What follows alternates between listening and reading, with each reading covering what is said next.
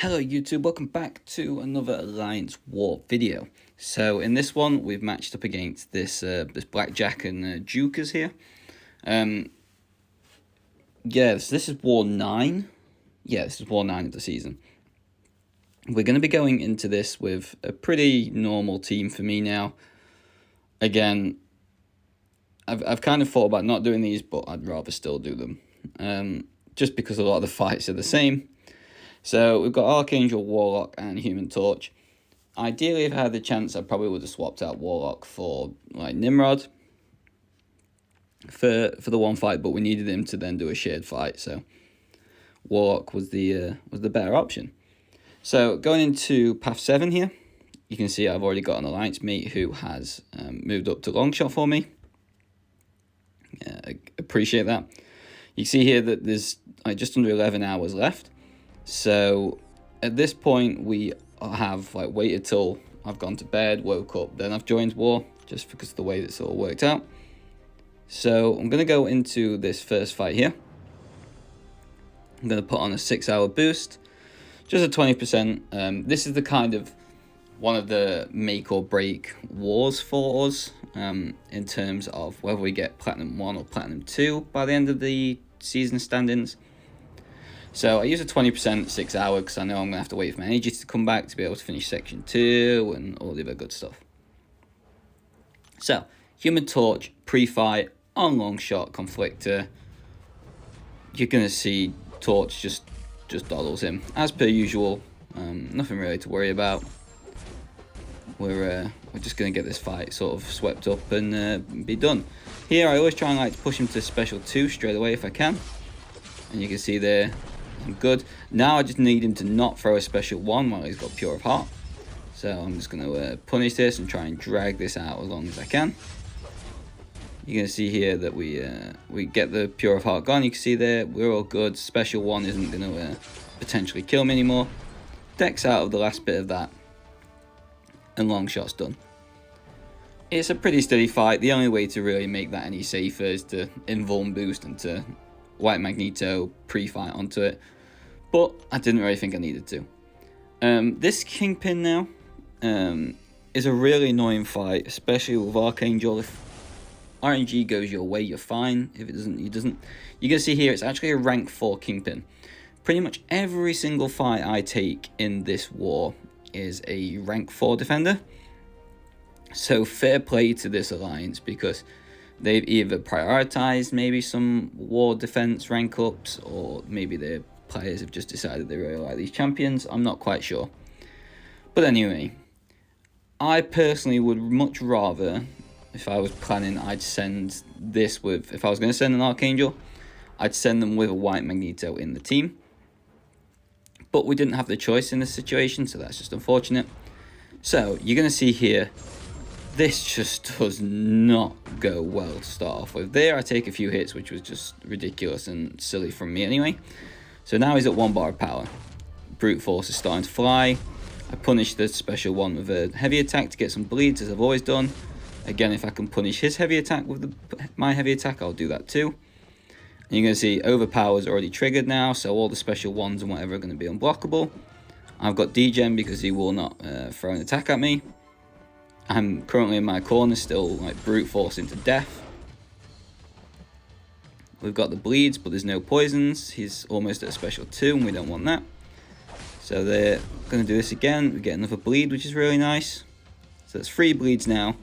He gets 1 poison, converts everything to Overpower, which was really, really unlucky. Again, now he's at Special 1 again, so another unblockable Special 1 in the corner to deal with. Heavy attack for a few more bleeds. Hopefully try and get a couple of poisons out of this. We get 1 neurotoxin there, so over a minute so far. 50% of his health. And all this time for 1 neurotoxin so far. It just seems terrible this time. There, again, he shrugs everything off, goes into Overpower. So we're just sat here degening again. He's got me in the corner just throwing constant heavies, and at this point I've just got no choice. The only thing I maybe could have done here was to try and just kind of wait it out, maybe not throw specials earlier in the attack, but at this point I have no choice. Even if I had an indestructible boost on, he would stun me after the special 3, so I'm just not even going to give him the time of day. See the special 3, quit out, he's not even worth my time. Yeah, just unfortunate. RNG sometimes goes in your favour, sometimes it doesn't. And that time it didn't. And Kingpin, yeah, Kingpin did Kingpin type things and killed me. So that's just unfortunate. Like, these things can happen. Just annoyingly cost a few potions and that. But you're going to see in a second. This was even more annoying, but it always happens. So go into the fight. 1 heavy, 4 bleeds. And poison stick straight away. Don't get shrugged off. And they instantly would have been converted into neurotoxins and made the fight easy. But, oh well, things happen, we kind of move on. Going to this Nick Fury here on the root node. Again, I've done this many times this season, this whole root fight. Kabam just seemed to really want to make sure people get used to this root fight. So I might have to get some other people to start doing this just in case, just so they're used to it too. But again, rank 4 Nick Fury, this was a Sig 200, so the second life was always going to take a little bit longer because of his signature ability. So again, this is what I'm referring to with these people and their defender placements. I was asked if I wanted the white Magneto on this or not. I said no, I'd rather use it somewhere else, and it doesn't really make a crazy amount of difference in this fight. Nick, ideally, I'm just going to keep pushing special 2 and it's power focus 2. So that doesn't really seem to be a bother. I can parry all I want in the first life. It's only the second life. And then in that point, I won't be able to stun him anyway. So it's not like it's going to make any difference in the second life whatsoever, apart from just for the bubble shield.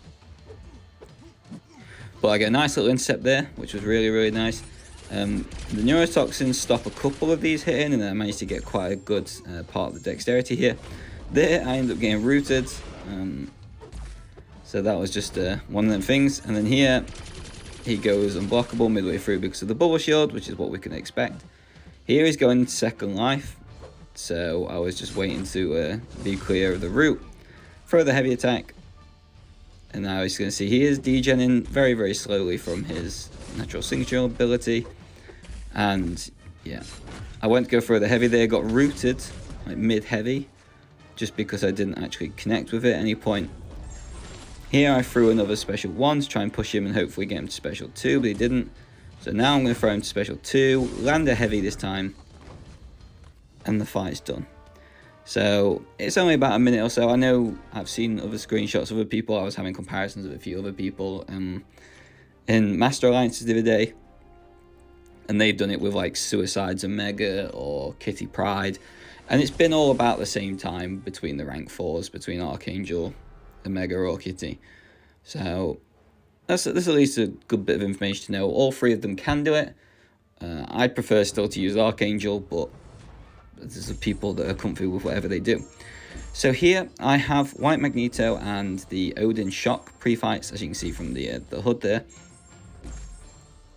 So now I'm not going to be too concerned about shock damage. If I was being too bothered, I would have been and just not attacked at all to try and save potions.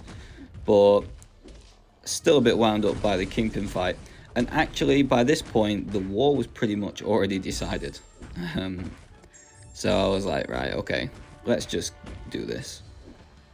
Like it is what it is. I put on a invuln here, hoping that if I could take this quick enough, I would do this and Domino at the same time. But sadly, this fight took the 3 minutes itself, with me not having the biggest boosts on, with me not having suicides and stuff and that on. It did take a good amount of time. Again, this was a rank 4 Sig 200 Sasquatch. So I knew Warlock was going to be pretty good for it. I do know Warlocks can't armor break Sasquatch. Like, before anyone says that in the comments, I do know that. I just didn't want to keep saving up for special 3s. And I didn't fancy throwing the special 1s all the time to constantly lose infection when really especially coming down to like 30%. that was going to be my best chance at getting this fight done a little bit quicker. So now I actually do choose to just take a little bit of time, get rid of these shocks. Just because of my health, I've lost like, 31% of my health at this point. He's just hit Wrath, so I want him to get to a special 2. Just so I can do my normal dexes out of this. Again, this is the one thing that you do not want to get caught by. If he's in Raft, you are in big trouble if you get caught by a special 2. There, I got a little bit lucky. He decided to dash back after the unstoppable, but yeah, it was one of them that I kind of expected that to happen. But now he's going to start regenerating, as you can see from his signature ability. Because of the infection, I'm going to keep just taking his health and taking his power away from him again. And so at this point, this fight actually becomes a lot easier. Just going to be absolutely taking my time. The reason I don't drop a heavy attack is just for conflict. Like, I could have dropped heavy attacks before, give them a bleed, and then watch the willpower do its job that way. But I just wasn't that bothered. I just wanted to get the fight done. I knew Warlock would be able to do it quite comfy. And yeah, this was the one shared fight that we really needed him for. And then apart from that, like, he would have been a perfect swap for then this Domino that's on path 7. So I'm going to move up to her, and then I'm going to wait just to get enough energy to be able to do her and Human Torch together. I do have the energy restore things, but that was just like me. You can see my indestructibles fell off by this point anyway, so it's not like it was going to make a huge difference. And the only reason I want it just because, again, this is a rank 4 Domino. Don't really fancy taking special 3s. She's probably going to throw at least one special 3 at me. And realistically, had I have even taken an extra like 5 minutes to think about it, I wouldn't have used one before Sasquatch, because I would know that was a pretty safe and pretty clean, easy fight. And then I would have just used it for this Domino and this Torch, and then saved myself a little bit of loyalty too. Because by not using these grey boosts right now, and then it's then meaning that I'm having to use potions, and potions are like 2 grey boosts worth of loyalty anyway. So in hindsight, especially for a season going forward and stuff like that, it is probably cheaper, if I have any doubts, to just use a grey boost than what it would be to then throw potions in after the fight's happened. But it's good to know that, obviously, with myself being in GT40 for these last few seasons, it's always been just boost up to make sure you get through the fight, spend whatever, do whatever. You want to get through every fight you can with as much attack bonus as you can. Whereas at least for me this season, it's been a lot more chilled, and I've actually really, for the most part, I've really enjoyed not having that sort of like extra stress or worry or anything. Because it is tough, especially when you're competing for the top all the time. It can get quite tough on you, and making sure your schedule's good and have like being around and ready. But so here we go. To stop digressing about that and the old days, we're going to go back in now with Warlock here on Domino. So you see I threw in an extra couple of potions again, so even more loyalty. And at this point, when I said about it, we knew the result of the war. We knew this war was lost. It was already gone by this point. These had cleared very, very well, especially our battle group. I think they cleared our battle group in like 2 deaths or something. And we had that before Section 1 had even finished. Like, obviously with my Kingpin and that death and that too. So, GG's to these, like, they were very, very good. And probably going to be competing. I think when I looked at their alliance history, they've been like P1 pretty consistently. So, I can see why they did play really well. And on the day, they definitely deserved this win. Coming to the Human Torch now. And I was like, oh, this war's lost. Like, if I die now and people get wound up, then so be it. And in hindsight, that's probably obviously not the best thing to do, but it is what it is. So here, I have 5 bleeds. I need a poison, some neurotoxins now. And this actually pushes him up to the special 2. Now, this didn't happen the last time I faced a Human Torch here. And that was because the Human Torch was rank 3. But because of this torch actually being rank 4, what it meant is that the combat power rate was actually slightly higher than before, and it gave him the special 2. So I had to do that dex there, got quite lucky, but that's the end of my war. We did lose, sadly, so it is what it is. Good luck to them for the rest of the season, and I hope to catch you in the next one. Thank you very much for watching.